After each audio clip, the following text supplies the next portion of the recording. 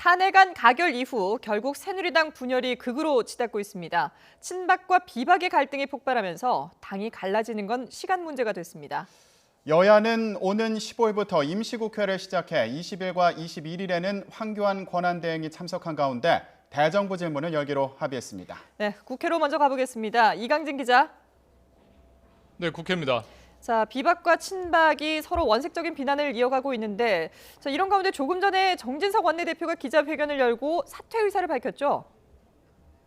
네, 그 소식 먼저 전해드리겠습니다. 정진석 원내대표와 김광림 정책위 의장 그리고 김도읍 원내 수석 부대표 등 새누리당 원내 지도부가 전격 사퇴를 밝혔습니다. 정 원내대표는 임시국회 의사 일정과 관련해 여야 3당 원내대표 회동을 마치고 국회 정론관에서 조금 전 기자회견을 열었습니다. 우선 대통령 탄핵이라는 충격적인 사건을 겪고 마음고생했을 국민께 무릎 꿇고 사죄드린다고 말했습니다. 정 원내대표는 지난 8일 청와대에서 박근혜 대통령을 만났을 때 집권 여당이 탄핵 표결에 참석할 수밖에 없는 상황을 설명한 일을 언급했습니다.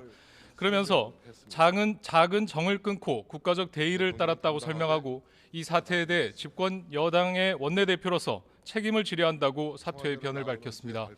지난 5월 30일 원내대표에 당선된 정진석 원내대표는 최순실 국정농단 사태가 터진 이후 꾸준히 자진 사퇴 의사를 밝혀왔습니다. 네, 이에 앞서서 새누리당 주류, 비주류 간의 원색적인 비난을 쏟아붓기도 했죠. 이 소식도 전해주시죠. 네, 친박 지도부는 탄핵 이후 처음으로 최고위원회의를 열어 비주류 측을 거세게 비난했습니다. 특히 김무성 전 대표와 유승민 의원을 겨냥해 배신의 아이콘이라고 비난하는 등 깊은 감정의 골을 드러냈습니다. 새누리당 이정현 대표와 이장우 최고위원 말 들어보겠습니다. 찾아볼 수 없는 유례를 찾아볼 수 없는 뻔뻔스럽고 가소로운 짓입니다. 먹던 밥상 엎어버리고 쪽박까지 깨는 인간 이하의 처신입니다. 비주류도 지지 않았습니다. 이정현 대표와 조원진, 이장우 최고위원, 서청원, 최경환, 홍문종, 윤상현, 김진태 의원 등 친박계 핵심 8명을 최순실의 남자로 지목하고 이들이 국정을 농단했다고 몰아붙였습니다. 황영철 의원과 유승민 의원 발언 들어보겠습니다. 수구 세력들이 모여서 정치 생명을 연장하기 위한 방편으로 국민에 대한 저항이라고 생각합니다. 당 입장에서는 상당히 자해 행위를 하는 거 아니냐. 앞서 어제 김용태 의원과 남경필 지사 등 탈당파가 친박, 비박을 모두 비판하며 신당 창당을 선언했습니다. 이렇게 4분 5열의 국면을 맞고 있는 새누리당 내에서는 앞으로 각 계파별로 세를 끌어모으기 위한 싸움이 더욱 치열하게 벌어질 전망입니다. 네, 전국을 어떻게 수습할 것이냐 이런 방안도 관건인데 일단 임시국회 개최에는 뜻을 모았죠.